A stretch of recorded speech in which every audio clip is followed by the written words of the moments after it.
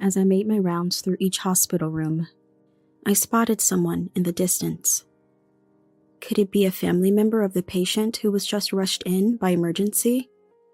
I approached slowly and initiated contact. "Is there something troubling you?" The man, who had been looking down, slowly lifted his gaze to meet mine. "My wife was brought here earlier, and this is all new to me. Thank you for your concern," he said with a smile. Something about his smile seemed familiar, but before I could recall where I'd seen it, he stood up and turned away from me. "I need to be strong," he said, his voice quivering slightly. "I've heard that your family member is in stable condition," I began, then paused, puzzled by my own reaction. Maybe it's because I grew up in a facility, but I've never been good at speaking to people I meet for the first time. Whether it's patients or their families, I tend to become too formal. Yet, with this man, words flowed easily. For some reason, I had this feeling that continuing our conversation might lead to something incredible. Whether it was a good or bad feeling, I couldn't say. "If you need anything, the nurse's station is over there." As I was about to return to my rounds, the man stopped me. Could it be Jody? How did he know my name? Staring at me in disbelief, he stepped closer. "Don't you remember? It's been so many years. I've turned into an uncle now." I began to trace my memories back. Could it be me, returning home after work? Passing by a hair salon, I remembered it was almost time to get my hair cut. When was my next day off? I wondered. Always tying my hair up because of work, I found going to the salon more of a chore. No family, no friends. For someone who has lived like me, grooming was never of any interest. Simple, clean. That was all I sought in fashion. Jody, that's my name, but the parents who gave it to me are no longer here. During a family outing in my kindergarten years, they died in an accident. Although I survived, I was treated as a burden by relatives. Never properly clothed or fed. Children listen more than adults think. Why do we have to take care of her? Our household is already struggling. We can't afford another child.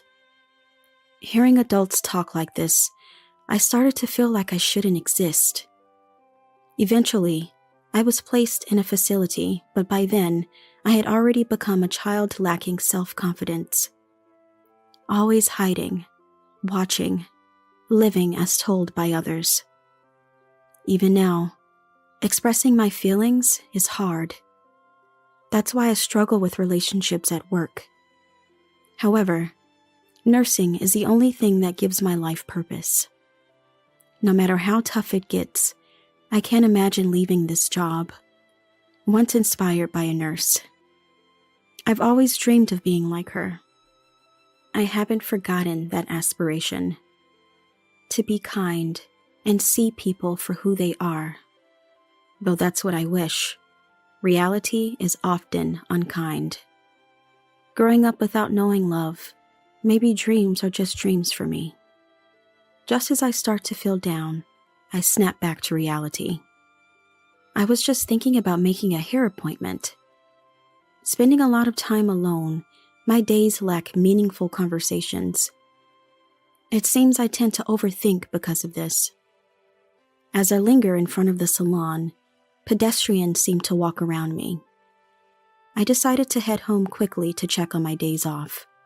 Regaining my composure, I made my way home. After checking my days off, I made an appointment with a hair salon online. I took a bath, then heated up some side dishes I had prepared on my day off. Relaxing at the mini table in my cramped one-room apartment is my favorite time. After fiddling with my mobile phone for a while, I did the dishes and crawled into bed. Tomorrow is a night shift. Before then, I'll go shopping and stock up on prepared dishes. I live a frugal and modest life, by choice. That's what I've always wanted. I had to take out student loans to attend nursing school. The inheritance left by my parents was gone, just keeping up with daily expenses. The relatives who considered me a burden and sent me to a facility were certainly not going to pay for my tuition. I didn't want to be indebted to them for anything. I've been repaying my student loan since I started working as a nurse, so I don't have any savings even now. But borrowing money was essential to achieving my dream. I still find fulfillment in my job and have no regrets about that. Plus, I've always been a simple person, so a modest lifestyle suits me just fine. Lost in thought again, I eventually fell asleep. Waking up the next day, I went shopping as planned. I bought discounted groceries at the supermarket, deciding what to make with them. I've been used to this lifestyle since I started living on my own after leaving the facility. There's no need to make anything fancy since I'm not cooking for anyone else. After quickly finishing shopping, I started cooking as soon as I got home. Even though there's some time for a nap during the night shift, I still wanted to rest a bit before that. Once everything was made and cleaned up, it was just past 1 p.m. when I checked the clock. My shift starts at 5 p.m., so considering commute time, I had about 2 hours to spare. After eating some of the dishes I made earlier, I lay down in bed. I played relaxation music from a video site and closed my eyes. This moment was my relaxation time. As I dozed off listening to the music, I dreamt someone was talking to me. Apparently a woman. I could tell she was smiling kindly, but her face was blurry. As a child, I reached out and took the woman's hand.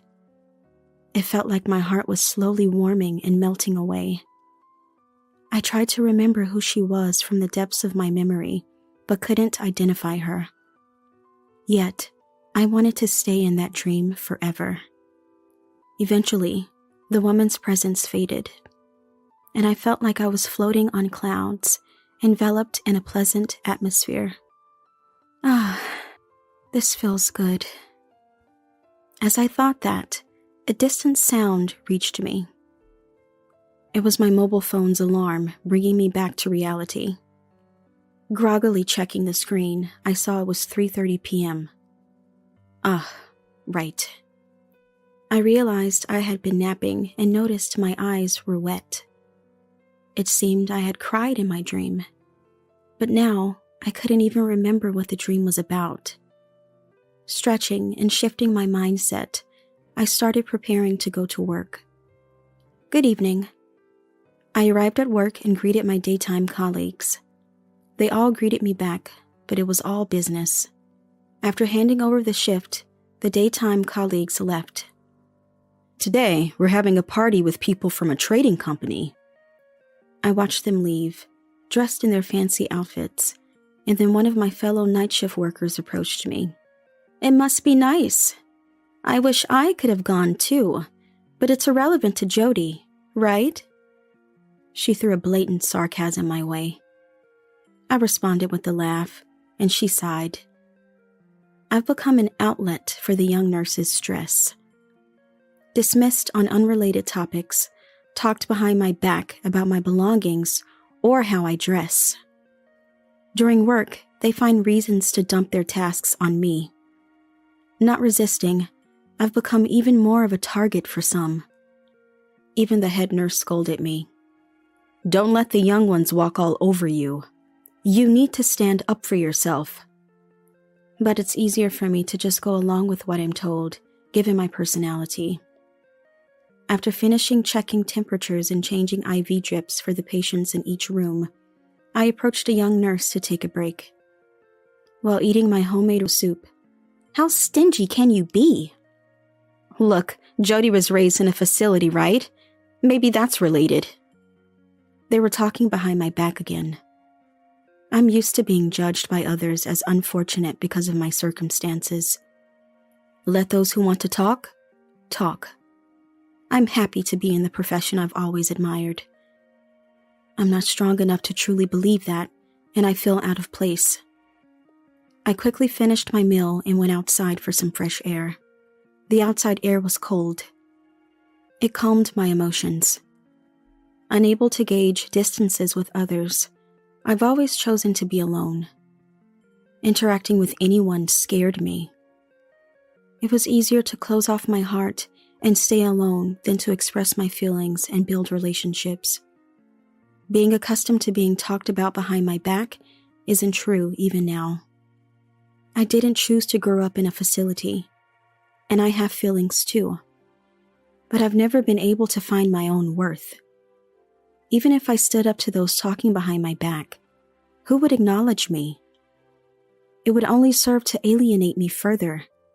So, it's better to pretend I don't hear it. It hurts less to comply with others' demands, ignoring my own will. That's how I've lived since childhood. I wish they'd just leave me alone. Looking up at the night sky, I sighed and decided to return to my duties. When I came back from my break, the nurse's station was bustling. It seems an emergency patient had been brought in. I helped secure an available bed and prepared for the patient to be smoothly transferred to their room.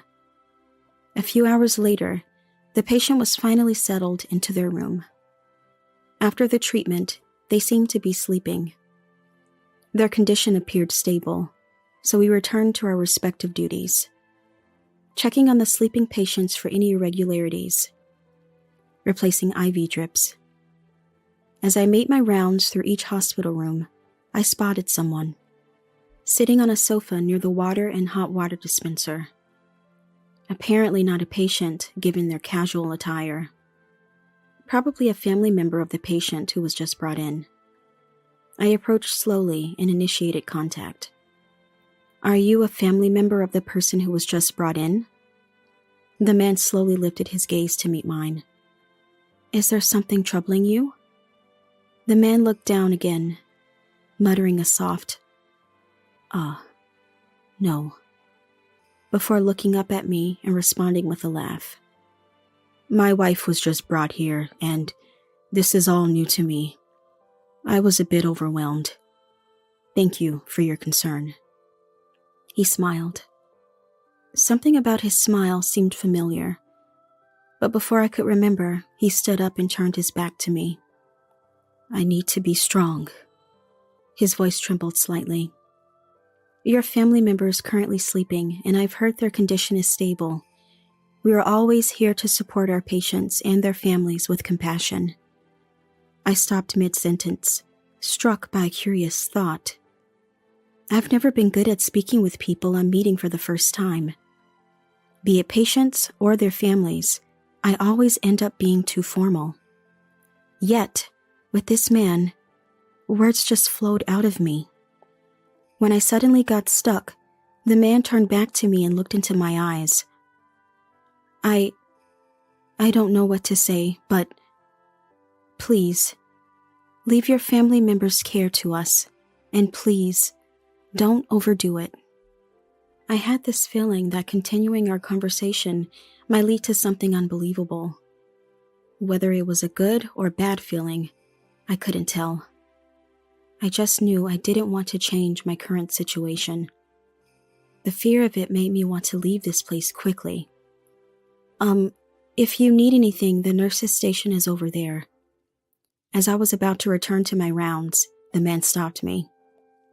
Could it be Jody? Had he seen my name tag?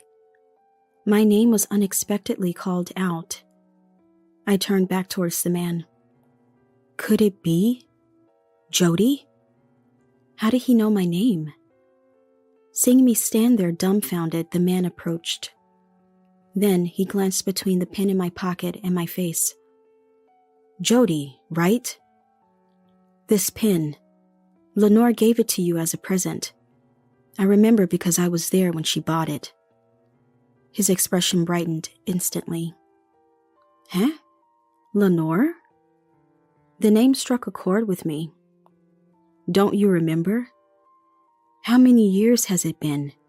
I've become an uncle now." My memory traced back. Lenore. Among the relatives who took care of me, she was the only one who treated me kindly. She was the reason I chose nursing. Could it be? Lenore had a boyfriend at the time, and they often took me out with them. It's Ethan. We used to hang out together, remember? Memories of those times started flooding back. Before I was placed in a facility. In the 3rd grade, I stayed at Lenore's house. Her parents were cold to me, but Lenore was always kind. Her boyfriend, Ethan, would come over to help with my homework. They even took me to an amusement park on a day off. Lenore was training to be a nurse. Ethan was aiming to be a teacher, and I aspired to be like them. Then, there was a day I fell ill with a high fever. Aunt and uncle looked grim. They strictly told me not to pass it to Lenore. In my dazed state, I vaguely remembered. Right, there was an important test coming up. Lenore was preparing for her nursing license exam. It made sense why Aunt and Uncle wanted to keep me away. But as a child suffering through an unfamiliar high fever, I couldn't help feeling resentful about my life. How long had it been? Lying sick, I had no sense of time. Then, I heard the noisy sound of someone running up the stairs. Aunt was shouting something from below, but my ears were too muffled to make it out. Then, Lenore burst into my room, panting. Jody, are you okay? She peered at my face with a look close to tears. Yeah. My head was too fuzzy to articulate properly. I remember being told by Uncle and Aunt not to get close to Lenore. Trying to move a bit away from her, my joints ached. Seeing me struggle in the blanket, she said, It must be hard. And contrary to my feelings, her hand soothingly stroked my head. It felt incredibly comforting. From outside the door, Aunt called out to Lenore. Lenore, come out this instant. You know it would be terrible if you caught it with your exam coming up. Lenore sighed, smiled at me, and yelled back as she opened the door. Mom, I'm trying to become a nurse. Aunt was taken aback by Lenore's unusually loud voice. I know that, Aunt faltered. How can I ignore a child suffering right in front of me? What kind of nurse would that make me? Her forcefulness left Aunt speechless. I'll take care of my own health. Let me take care of Jody right now. Perhaps realizing she had been too harsh, Lenore spoke to Aunt in her usual gentle tone. All right, but don't overdo it. With that, Aunt went downstairs. Sorry for raising my voice when you're feeling unwell. Lenore was back to her usual self. Lenore, I'm sorry. I felt guilty for causing an argument with Aunt on my account. And the thought of possibly infecting her with my cold only made my headache worse. It's okay. Look, I brought pudding for you, she said, taking out 2 puddings from a plastic bag and smiled. Let's eat them together. Supported by Lenore, I sat up. The cold pudding was a balm to my feverish body, and I remember it being delicious. Lenore, who took care of me at her own expense, passed her national exam and became the nurse she always wanted to be. After Lenore left home, I was moved to another household, so I lost touch. But the kindness and warmth she showed me stayed with me. That's when I started aspiring to be a nurse. To be a nurse who could sacrifice her own comfort to be close to her patients. With that in my heart, I've come this far. Jody? Lost in the revived memories, Ethan's voice brought me back. Sorry. I never thought I'd meet you here. Looking closer, there were indeed traces of the Ethan I remembered. It's been 30 years, huh? Ethan's eyes were moist. When Lenore wakes up, could you let her see your face? I nodded quietly, and Ethan, reassured, went home to fetch some things for the hospital stay. While on my rounds, I visited Lenore's room. She seemed to be sleeping, but it was definitely her, Lenore, my role model. I never imagined we would meet again like this. I wonder how I appeared to her now that she's awake. A mix of hope and anxiety swirled within me. After finishing my night shift, I went home and took a short nap. I had a hair appointment scheduled for the afternoon. I've been keeping the same hairstyle for years, just trimming my grown-out hair, but this time I decided to change it. Worried that Ethan recognized me, but Lenore might not, I opted for the same hairstyle I had in elementary school. I decided to cut my long hair into a bob. It's been years since I've had my hair this short. My shoulders felt lighter, and somehow, my mood brightened too. The next day at work, I immediately heard the young nurses whispering about my haircut. Some even asked me directly why I cut it, but I just gave a vague response and focused on my duties. Soon, it was time to change Lenore's IV drip. Entering her room, Ethan noticed me and gave me a look. Nervously, I approached her. "Lenore, the nurse is here for you," Ethan called out, and Lenore turned towards me. Our eyes met and my heartbeat quickened. It was definitely Lenore. I had seen her sleeping face, but now, making direct eye contact stirred something in me. I looked away and started changing the IV drip. "I'm going to change your IV drip now," I said, reaching for the nearly empty bag. Then, "Jody?" She called out in the same gentle voice as back then. Tears welled up in my eyes. "It is Jody." Both Lenore and Ethan smiled warmly. How? How did you know it was me?"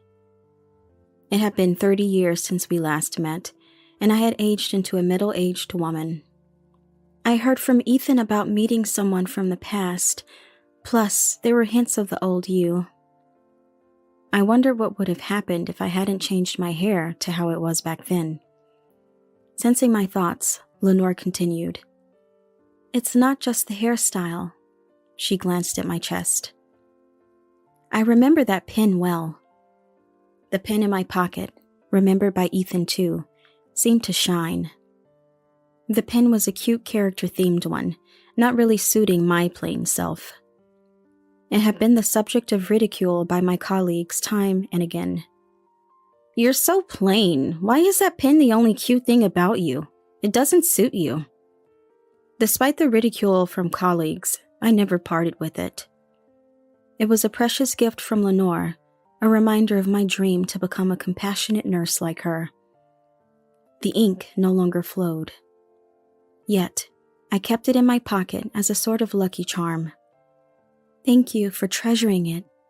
And Lenore, supported by Ethan, sat up. "To think you've become such a splendid nurse." Tears welled up in Lenore's eyes, too. "I'm still far from it. I became a nurse admiring you, but I'm nowhere near good enough." Lenore gently took my hand. "That's not true. Do you remember the promise we made?" I nodded. When Lenore left home, we promised each other I would become a compassionate nurse like her, and she would remain my nursing idol. We vowed to meet again as nurses. Thank you for fulfilling our dream of becoming a nurse. I've worked hard too. Lenore shared her journey since then. After starting her nursing career, she returned home only to find I was gone. She had planned to take me in once she was settled, but by then I was moved to another relative's house, and soon after to another home. It became difficult to track me down, and she regretted it deeply. "I should have taken you with me when I left." She apologized with a sad look. I squeezed her hand back. She then shared about marrying Ethan. They were childless, but she had risen to the rank of nursing director. I was speechless, only managing to nod. She then pulled out a pin identical to mine from the side table drawer. I've kept it as a lucky charm, too. I always believed we'd meet again. Overwhelmed with joy, I hugged Lenore. Could there have been a moment as heartwarming as this? Ethan gently stroked our backs as we embraced. After finishing Lenore's IV drip change, I returned to the nurse's station where the head nurse scolded me. You know better than to bring personal matters to work, especially not as a senior nurse. The young nurses behind tried to stifle their laughter. Indeed, the head nurse was right upon reflection. Saying my sincere regret, she didn't pursue it further. If it was such a moving reunion, I won't say more, but be careful going forward. Leaving those words behind, the head nurse returned to her duties.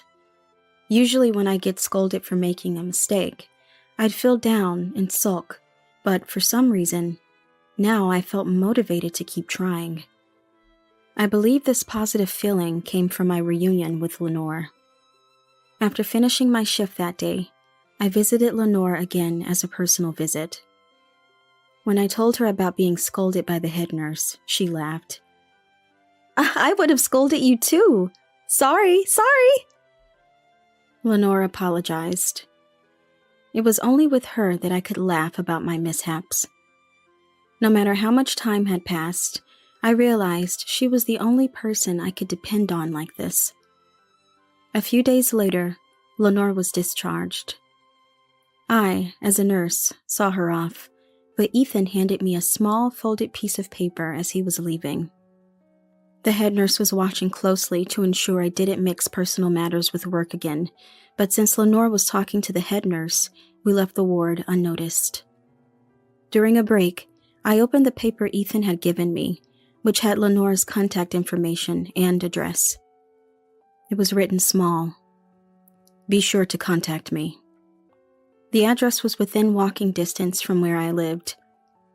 How come we never crossed paths, living so close by? I smiled bitterly at fate's mischief.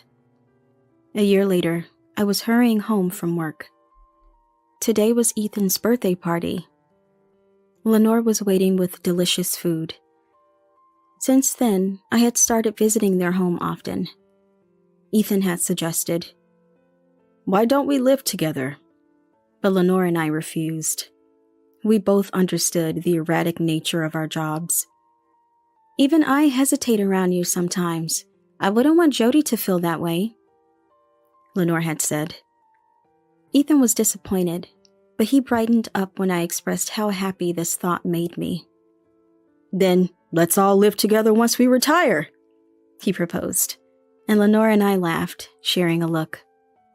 Ethan, surprised by our reaction, couldn't help but be endearing on his birthday. We planned to celebrate it wholeheartedly. After toasting together, Lenore asked about my recent work. Since reuniting with her, the backtalk and scapegoating from colleagues had decreased. It turned out Lenore and the nursing director at my hospital were classmates, and after my colleagues found out, they kept their distance. Mixing personal matters, Lenore's doing it too, right? I joked. Do you not realize it yourself? She countered with a question. Puzzled, she then explained with a gentle smile. Since reuniting with her, my expressions have become richer. This change had positively impacted my image at work, which had been rather gloomy, according to our nursing director. I felt embarrassed. Indeed, since I started visiting them, I had been looking forward to each day, counting down to when I could visit again and finding motivation in work for those days. I never imagined being evaluated in such a manner. And although I had been far from promotion, talks of becoming a supervisor had started. Actually, I had another piece of news I hadn't shared with them yet. After hearing my story, they teased me, which made me blush. Since reuniting with her, a doctor from the same hospital had asked me out. My work and personal life had suddenly brightened, thanks to them. Expressing my gratitude, Lenore said. It's a quality you've always had. Ethan, eager to contribute, chimed in. All right, since Jody has been reborn. Wondering what he would suggest, Lenore and I excitedly focused on Ethan. Let's make today the birthday of the new Jody. Ethan raised his glass high. Lenore and I followed suit, and we toasted together. Happy birthday.